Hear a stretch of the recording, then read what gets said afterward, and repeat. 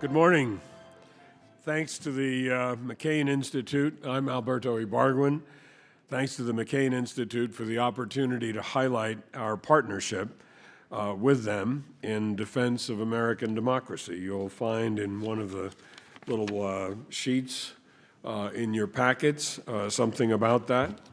I hope you take a look at it and are interested in it. We're delighted to be their co-sponsor in a series of convenings of leaders and experts on topics ranging from local news as a tool to combat mis and disinformation to national security implications of digital technology, like this morning. Knight Foundation has been a longtime supporter of Arizona State's Cronkite School of Journalism and Mass Communications, and we're delighted by the opportunity to develop a new relationship with ASU through the McCain Institute. I'm pretty sure everyone in this room is aware of the stunning fact that for decades, American trust in our institutions has waned. According to Gallup, since 2007, confidence in institutions has hovered in the low to mid-30s. That's astonishing. Our electoral system, of course, has not been immune. But this distrust is not equally shared by all Americans, and I think you're probably all familiar with the split between Republicans and Democrats on trust in elections. That's another kind of problem. However you slice that partisan split, Gallup reports that even before the challenges of these elections and of COVID-19 and presidential skepticism of the electoral system, the United States had one of the worst rankings among the world's wealthiest democracies when it came to confidence in the honesty of elections. That's just not what many of us grew up with. Such low levels of trust and polarization leave us vulnerable to digital threats to undermine democracy from bad actors, both foreign and domestic. And the questions we're asking are how the technology and media might be leveraged to protect and promote the fairness of our system. At Knight Foundation, we strongly believe that trust begins locally, and this belief that drives our investments in a sustainable future in local journalism, which is part of our association with ASU's Cronkite School. Local journalism is an important bulwark against the rising tide of distrust. Our own research with Gallup shows, simply put, that local news is simply more trusted and helps bridge divides in communities. We're also investing in an emerging field of research that can help equip policymakers and key decision makers in the private sector with the data and insight to address these challenges. Since 2019, we've invested more than $55 million to help accelerate new knowledge creation and dissemination to better connect that knowledge to the world's policy and practice. Now, $55 million to those of you in government, I realize is a committee budget, but in social science research, that's real money, and I think you'll see. The results coming out of Carnegie Mellon, George Washington University in Washington, New York University, and the universities of North Carolina and Washington, addressing, among other topics, election security concerns. As an example, the University of Washington Center for an Informed Public joined Stanford's Cyber Policy Center and others to form the Election Integrity Partnership. The group served as the central conduit for research to policymakers, journalists, and leaders in civil society during the 2020 elections. To help ensure new research finds its way into the hands of folks here in this room, we've also invested in a bipartisan range of fresh policy research at a range of think tanks, including the McCain Institute, with whom we're honored to partner for this conversation. So I'm delighted to introduce this distinguished group that will help us better understand the nature of the threats and the opportunities to fair elections in the digital age. And the panel will be Dr. Michael Crow, whom everyone knows, of course, Sue Gordon, former Principal Deputy Director of the National Intelligence, Representative Adam Kinzinger, and our moderator will be Sue Halpern of The New Yorker. Sue? Thank you. Good morning. I am so pleased that the weather here is so terrible that all of you have decided to come inside. So welcome. I'd like to thank the McCain Institute for convening this panel. As we heard yesterday from Director Wray and General Miley, cyber is basically at the heart of everything that we need to be thinking about here. It's homeland security, election security, economic security, and the defense of our country. I'm going to kick this off by asking each one of our panelists a different question, so they couldn't cheat, and it's important. But I just want to start by giving a shout out to Davis White and his team for getting us all here. Kudos to them.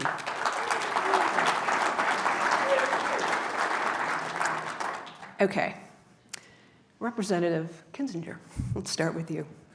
In 2019, a cybersecurity researcher from Europe identified 26,000 industrial control systems around the United States, located them and mapped them, that were vulnerable to an attack. 80% of our energy system is owned privately. So we're talking about pipelines, we're talking about the electric grid, we're talking about anything that delivers power to our homes and to our businesses. We learned this very, very difficult lesson last year around the same time when the Colonial Pipeline was hacked.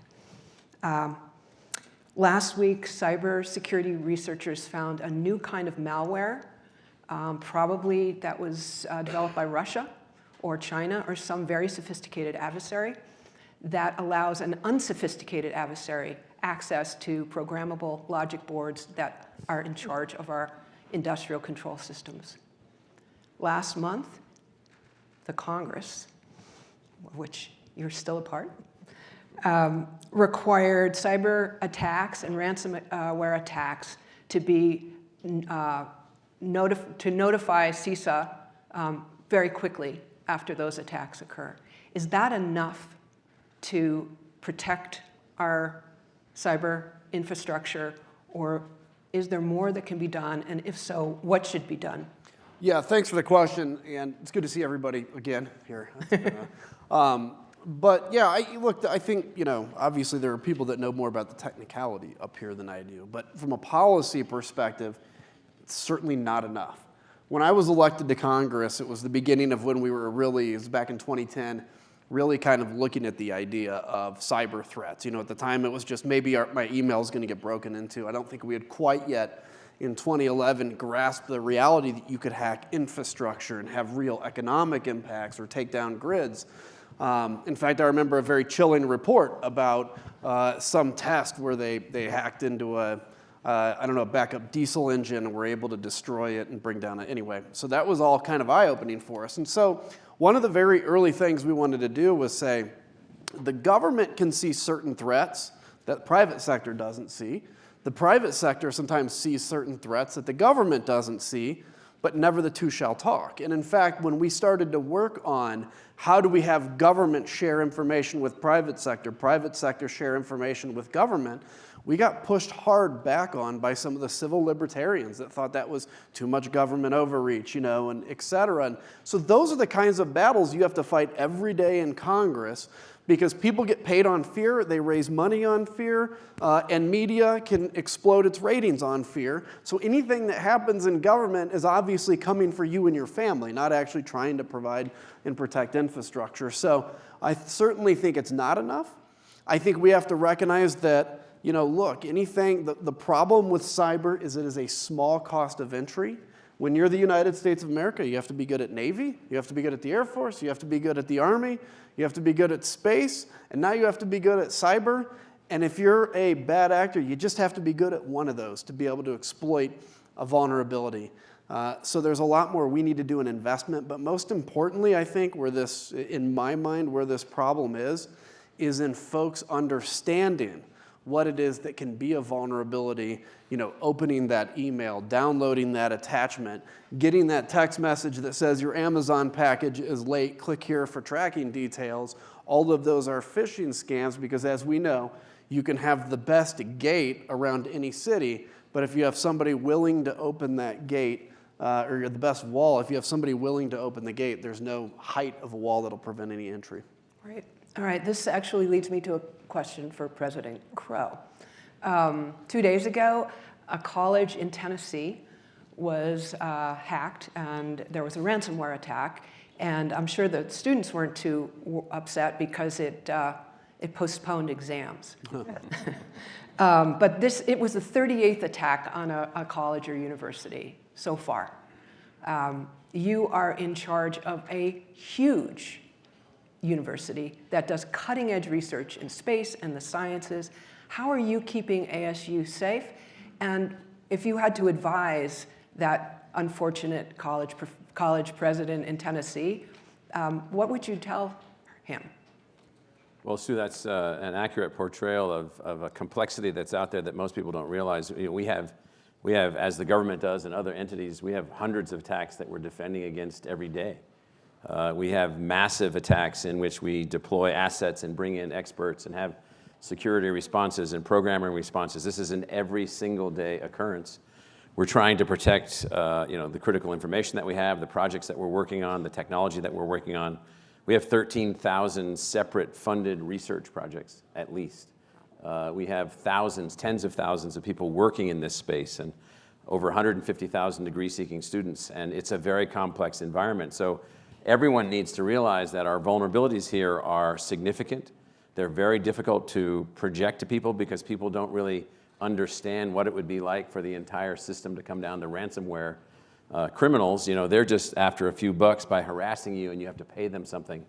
It should be considered one of the most significant crimes against society imaginable because it's not just a minor crime of theft. It's an attempt at then advancing into the control of broader systems by small groups of criminals. And so where we are is every defense tool imaginable, every partner that we can partner with, every asset that we can build, every solution that we can derive ourselves. But we see this accelerating vulnerability across all things, in the banking system in particular, in the transaction systems in particular. All of our transactions are now being managed through internet interfaces, and the internet was designed to be a distributed open network. There was very little consideration of all kinds of the things that we're worrying about right now. So what we have to realize is that we've entered this world in which we are technologically enhanced and security ignorant to a fabulous extent. And we have the wrong underlying systems. We need new systems, new tools, new ways of doing things. And to the college in Tennessee and other small institutions which are out there, be they a college or a business or whatever, every individual group is not going to be able to solve these things. There has to be a national defense, more people devoted to pursuing and adjusting the mindsets of the criminals by punishing them. But human beings, as you and I mentioned in the backstage here, we still don't believe this. We haven't gone through 16 months of no electricity. We haven't gone through 22 months with no electronic transactions, none. Those will be standard issue of all-out multi-level conflict going forward. And we haven't gone through and understand it yet, what it means to have all our stuff ripped off. Every basic science experiment paid for by the taxpayers of the United States just being taken and used and manipulated in any possible way. And let me give you a complexity relative to that. So one of the things that we're doing in the universities, which is very challenging, is that science is accelerating at literally light speed. We have scientists now self-regulating the publication of their own work because their work in biological spaces in particular can have very negative consequences in the hands of the wrong people. There's no regulations against this, there's no policy against this, there's no control against this, and it's just all open. So how do you do the things that we're doing and not have much better defense of everything that we've got going on? And so it's a big issue, and the Tennessee College is just a small indicator of the complexity that's actually there. That's right. All right, Sue Gordon. When Russia invaded Ukraine, everyone thought that there would be a major cyber attack at the same time. And that didn't happen. And all the pundits were like, oh, well, cyber, it's not a weapon of war. Last week, I think it was Microsoft, who you advise, I'm not blaming you, Microsoft issued a report that showed that Russia had, in fact, levied these cyber attacks in concert with the kinetic attacks that they were engaged in. And that report also showed that 40% of those attacks were on critical infrastructure, military infrastructure in Ukraine. So I have a kind of two-part question. The first part is, what are we learning about offensive cyber from this conflict that we didn't know before? And the second part is it enough to believe, to think, to assume that if the United States has access to an adversary's critical infrastructure, that that is enough to protect us from that adversary pursuing a cyber attack on us? So those are two different questions, but they kind of come together in this moment. Great questions. Can I answer theirs? Later. Let's see. I'll try and answer both, and I'll add a third. Sure. And maybe I'll start with the third. So anyone in the world can buy an offensive cyber capability for $1 million. You know, it was a minute ago that it was really just the purview of the Russians and the US, and the Chinese were kind of ham-handed and no one's figured it out, but not today. Anyone can. In a digital world, the threat surface that used to be just governmental now extends to the private sector and it extends to the citizens. That gives us a problem because our government purposefully limits itself from the private sector and from the citizenry. And so you see this in elections where the federal government can't go trooping down into state and local. We're figuring it out. And can't go into companies. We're figuring out. So the threat surface is now everyone. And all those attacks can have strategic effect because we're all connected. So whether you're attacking a company stealing intellectual property or whether you're shutting down a critical infrastructure, all of it is relevant to national and global security. Fourth point of that is you are either the target or the transportation. You are either the point of an attack or you are the transportation and the vehicle by which the attack will occur. So that means you can't sit and wait to say, am I interesting to protect it? So that's just the landscape. Now to get back to the questions you wanted me to answer. Cyber today, with the exception of disinformation, is still, is still a better tactical weapon than it is a strategic weapon. It is still very difficult to have strategic effect digitally. It's in part because of the diversity of the systems that you're trying to predict effect in. And so while you haven't seen massive strategic action by Russia in cyber, is not because they don't have the capability, but because that's not where it's most effective in Ukraine. And to affect it against the United States, it's a red line they don't totally understand, so they want to be careful. But don't mistake capability from use. The Russians absolutely have used it as part of integrated warfighting. And they've done everything from denial of service, flooding websites so things can't be used, to actually going in and destroying the data that exists. And they have used it in combination. And this is one of the reasons why you see the intelligence community so concerned about Russia. Not that China isn't interesting as a threat, because Russia has such experience with integrated operations. And so they are absolutely using it. And your second question was? Oh, I just asked you what we learned. Yeah. And so that was part of what we learned. But I will say, do not take the lesson that the capability doesn't exist. Don't take that lesson. They are massively capable. Critical infrastructure is a fascinating target. And if you get to your deterrence question, I'm not sure that deterrence in cyber and in the digital environment is the same as deterrence was in nuclear weapons. In other words, I'm going to deter you by using cyber by having massive cyber capability. I think, deterrence in this. So we must protect our critical infrastructure. We do need to do more to get companies to recognize what they need to invest in. But deterrence in cyber is going to be more cross-domain. Clear policy about where the lines are, the expectation that that type of effect will yield this sort of thing. And so I don't know that you're going to deter acts on critical infrastructure by protecting ours, but we must protect ours. I want to sort of go back a little bit to this question about private-public. Our election systems, though they are run by local election officials, are built by private companies. The software in those election systems are proprietary. We don't necessarily understand or know how they work. They also often run on software like Microsoft software that is outdated and no longer being patched. So those kinds of threats continue to exist. The other day, Reuters reported that activists, Stop the Steal activists in 8 states, had tried to illegally access election systems.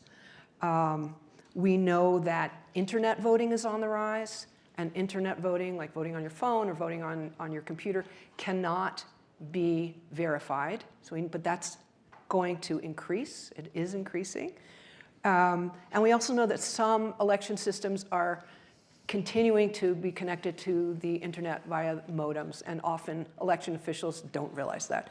So you, Sue Gordon, are working with MITRE.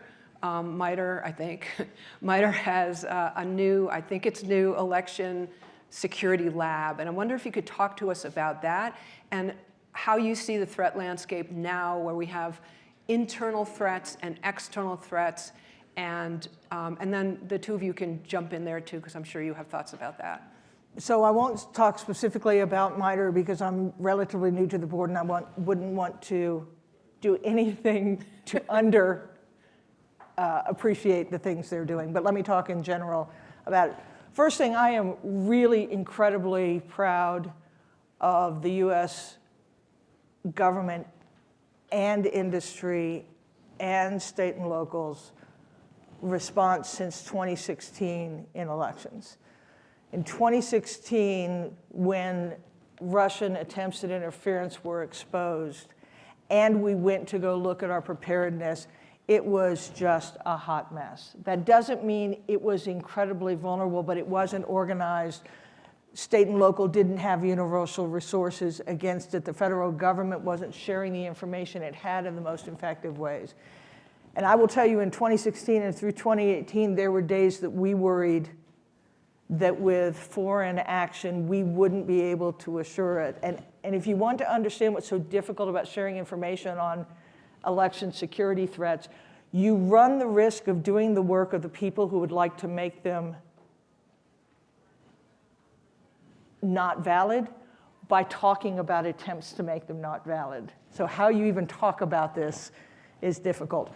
But I saw incredible work from the federal government reaching into state and local to help them understand what resources were available. I saw the private sector come and really pour resources in to make sure that the localities had the best chances. And you see the rise of CISA in providing information. So I actually feel much better about our ability to protect our elections from interference, even with all the explosion in endpoints that could make that difficult, because we're so focused on it. It is not something you can fix and relax, but you can address and move. And technology can work in both ways.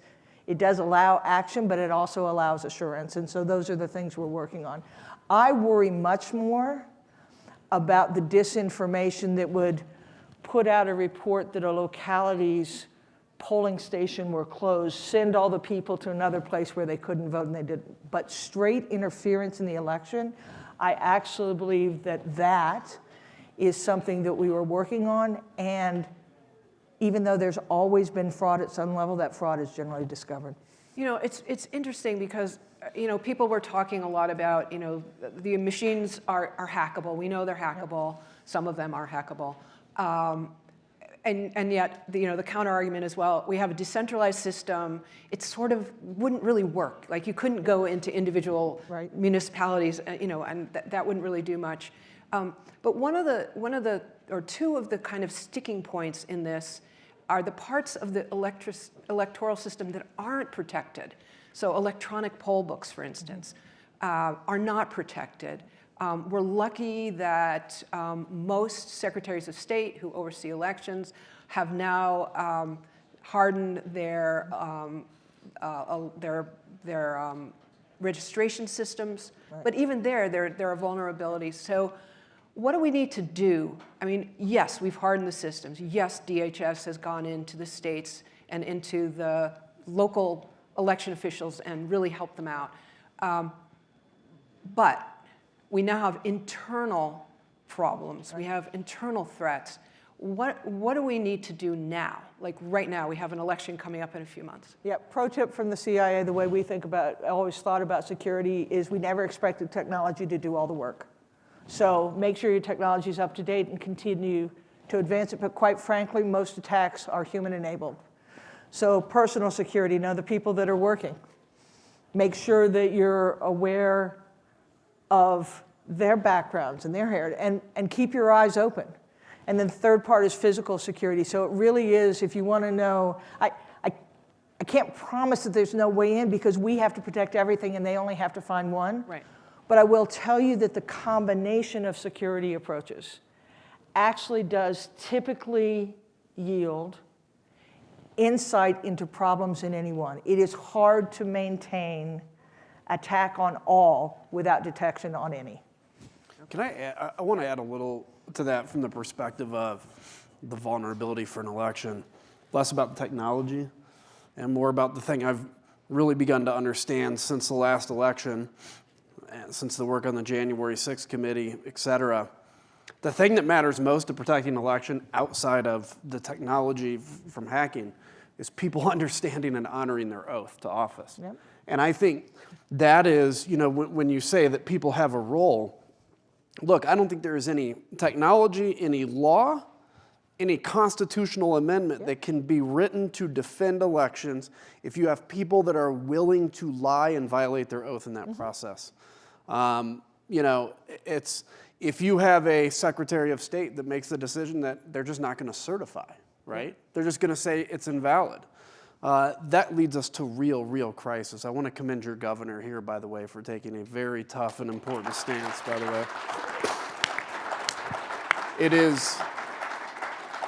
It is easy to sometimes find a reason where you go with what is being demanded of you and you can justify it but it takes real honor to just stand up and say, I'm going to do what's right. So, Governor, good job on that. And there's a lot of heroes in Arizona. I just wanted to make that point because I think, again, we could have the best systems, we can have the best elections, but if you have people willing to violate their oath, there's no way out of that. And that's why we have to demand more. So didn't you feel, so as much of a hot mess as 2020 was, and we all know what I mean. It's a hot mess. We all know what I mean. There was a really incredible, hopeful moment for me. We had spent a year telling people that their votes either wouldn't matter, wouldn't be counted, and more Americans than ever turned out to vote.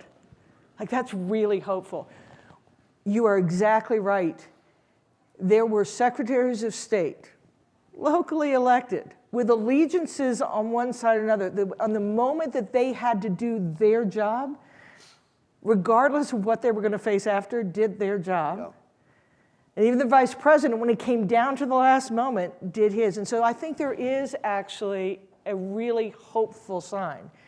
And continuing to press that, civic duty, the joys of what we have here, not allowing ourselves to not believe in this experiment, I think are a huge part. I couldn't agree more with you. One thing that I would add, a little bit longer term perhaps, and that is that we've got this disconnect now. We have these technological capabilities, digital voting, we have all the cyber threats, we have the unbelievable information available to every person at any point in time where they can, it's kind of like the January 6th thing was the first time every village idiot in every village was able to come to the same place at the same time and do something that village idiots do. I mean, they never had the opportunity to do that before because they could never be connected before.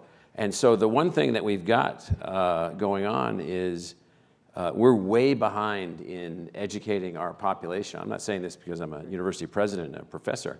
We're just way behind. We've not found a way to keep up with the speed of all of these changes, all the things that presently exist, all the systems that exist. And so people, in a sense, you can convince someone, that, well, the systems are corrupt when they're not. The digital systems don't work when they do.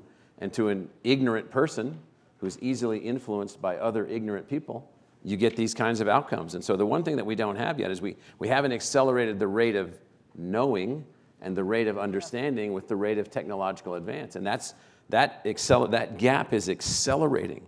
So you get people now who say, well, I'm not going to take the messenger ribonucleic acid vaccine because someone told me that it does this or that. And they have no clue. They have no idea what they're talking about. Now, you can make your decision, but it is a gap. And this gap between technological progress, technological capability, internet delivery systems, everything connected, everything interdependent, we're about 95% behind the curve right now and need to get up that curve very rapidly.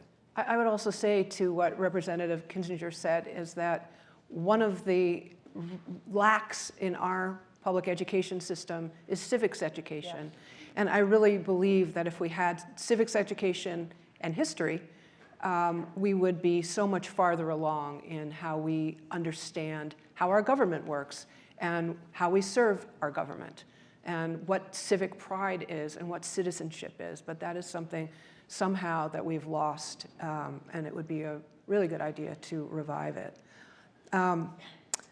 One of the things I research and think about are digital networks, our advertising networks. And I know that Representative Kinzinger, you put through 2 bipartisan cybersecurity bills in, I think, late last year. And one of them was about digital mobile networks. Is that right? Yeah. Did I get that right? Good. One of the things that we have learned recently is that one of the successes that the Ukrainians have had is in locating Russian troop movements. And one of the ways that they've done this is by taking open source, commercially available data from satellite data that's out there and using it. So I'm wondering a couple things. One thing is maybe any of you can talk about this, but sort of open source intelligence. What does that mean and how is it helping? Is it vulnerable? So that's sort of the first part. And totally unrelated to that is, are satellites now a new threat landscape?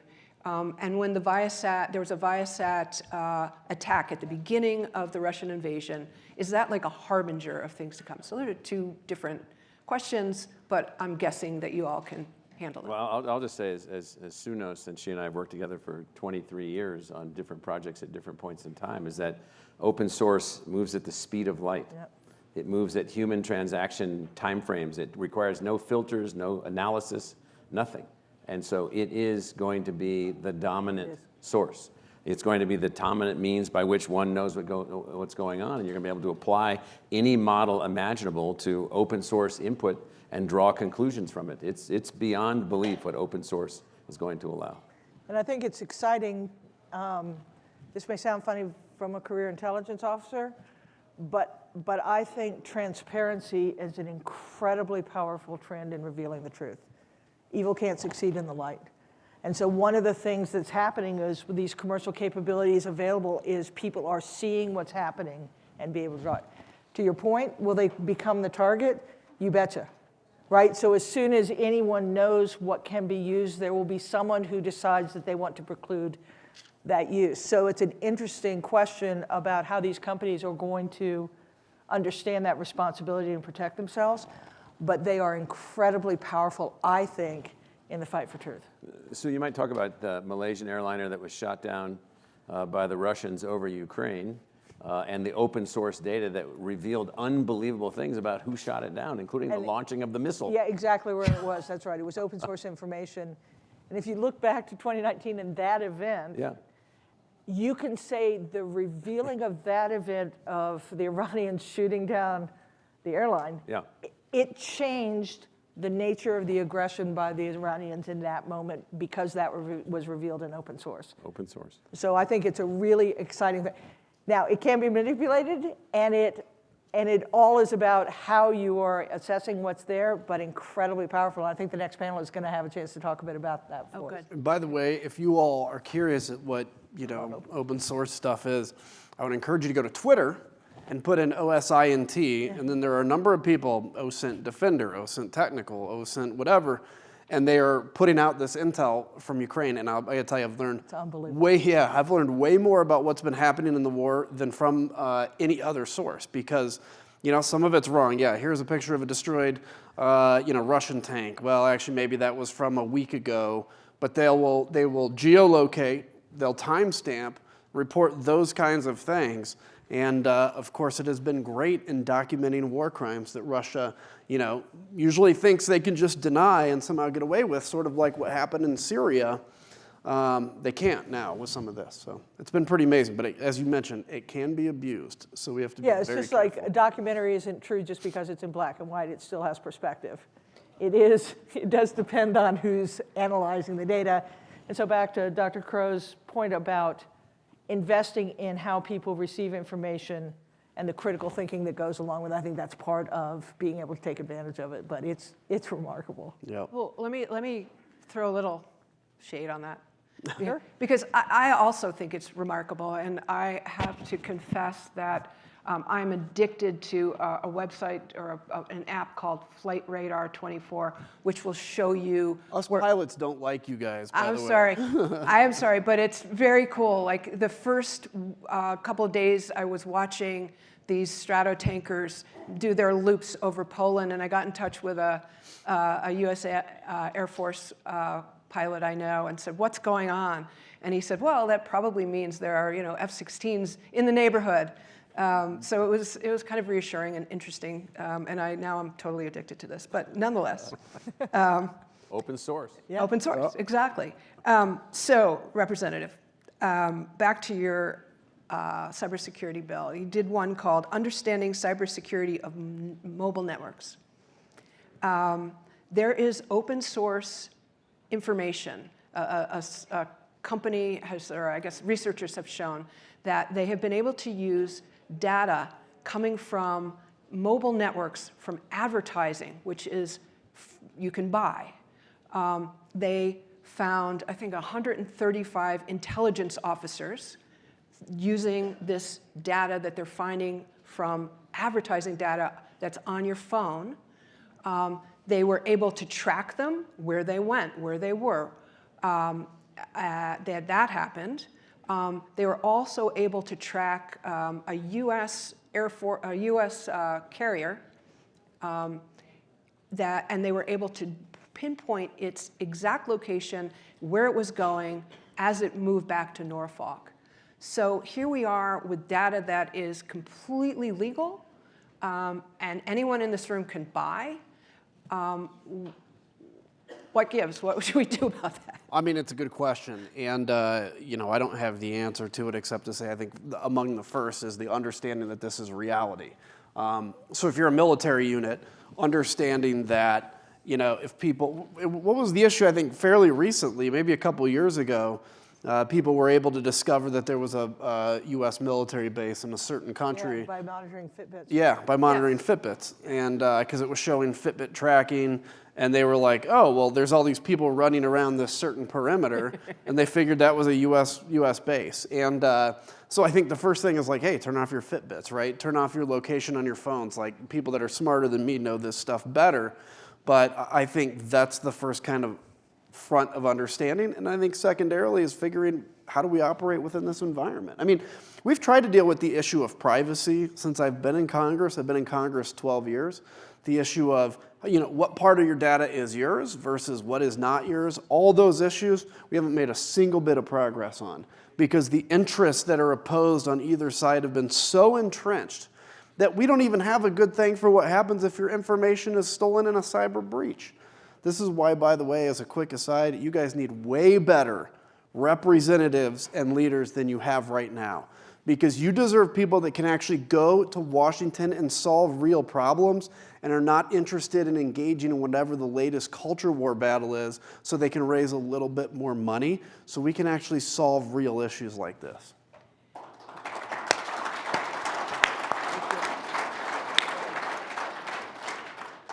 A couple of years ago, I was doing a story actually about a cyber camp that was run by the NSA for high school students. And in the course of doing that research, realized that we have a big gap in our country between the threat attack surface and the people that we need to be on top of this. So I want to maybe start with you, President Crow. Tell us how your institution and more generally how institutions are educating this next generation of cybersecurity, computer science professionals, and how to encourage them not to go necessarily into private industry, but at least serve their country. Yeah, so the first way to start that is to realize that if the students aren't getting the skills that they need to be, computer scientists or cyber active individuals or whatever, stop blaming the students and start blaming the teachers. And so that means changing pedagogy, changing design, changing the things that they go through to learn. So we've been able to do that. I mentioned yesterday, I'll mention again, by changing everything imaginable, we now have 27,000 engineering students where we used to have 6,000. We have over 10,000 computer science and informatics majors alone, people coming from every family background everywhere, because we eliminated the math barrier as a way to keep people away. We changed things up, and then so that means then there's no shortage. There's lots of people interested in this. There's just lots of places that don't know how to do it. And so then the second thing relative to private sector versus public sector, there's no shortage of people that want to work for their country. There's no shortage of people that want to be a part of all of that. They just have to have the right pathway and the right skill. And they have to be at institutions, and there are many, including ours, who allow all trajectories to flower at the same time. Whereas, there's no beating down of the people that want to go into the military. There's no beating down of the people that want to go into national security or win a Boren Fellowship or win this or win that. And so what we found is that if you have an open system with unbelievable technological capability to enhance learners, and you have an open system relative to choice of what you want to do with your life, and you're respectful, and you maintain respect among and between people, you can take a massive institution like ours. We'll have 80,000 students on campus in the fall and 90,000 online pursuing degrees, so 170,000 people almost from every background you can imagine. It all works so long as you don't take up sides, so long as you don't assume that the students are the idiots. And they're not. And so you just have to take a different approach, and we'll get everybody that we need. But how do we get people to work for the government when it is so lucrative not to work for the government? And I mean, you had to deal with this. Well, one, we need a national dialogue that is a lot like what Dr. Crow just said, where there are so many paths to pursue our collective end. Don't be judgy about somebody that takes another. I actually think when we talk on campuses and we talk to people about national security, it is really, they get very excited about it. I will say straight, the best first 5 years of anyone's career, particularly if you're technical, would be in the government, in the national security sector. Two great things will happen. One, you'll learn purpose. And the second is you'll have more responsibility. As soon as you've got that, then go out, man, be part of this great economy we have of innovation and just raise all boats. And then come back in with that wisdom and show us how we can be more. So I think you do it by talking about it. I think we're I'm really excited about the move toward transparency and national security thing because I think it will show people that this is not about nefarious intention, but rather about free and open societies and the protection of those interests. So talk about it better. Give them paths to move in and out. And recognize that the tent is huge, and so the people working in activism are part of the same tent. The people that are in companies making gazillions are part of the same tent, as are the people in government that are really just trying to provide a structure that allows good to happen over time. By the way, Arthur Brooks has a great new book, Strength to Strength. If you haven't read it, you should. And it's how basically your career, you peak at your career way before you realize it, and the second half of your career should be about wisdom. Yeah. And I think that's, as you were kind of mentioning. That's the art. Yeah, which is like you get young people that are excited with ideas, and then they come back and tell all the other young people how they're wrong, but bring that wisdom in. And I think if the national security structure, the government structure can recognize that, you don't need somebody to work for the government for 30 years. Maybe if you could pull them in and out, that'd be great. Yeah, I wouldn't encourage people to have my 40-year career. I'd go in and out, and make no mistake, the government's got to get way better. Not everyone's the daughter of an admiral and committed to public service. Yeah. Right. Yeah, but I just think people going in and out, and the second is government's got to be better. It's got to be more modernly relevant, and that has to happen too. And if we don't get good people to come in, we won't have people who can imagine doing that. Right. Great. Thank you all. I hope that all of you will go away feeling inspired to tell young people to take this up. And also remember two-factor authentication. Exactly. Hygiene, hygiene, hygiene. Right. Thank you. Thank you.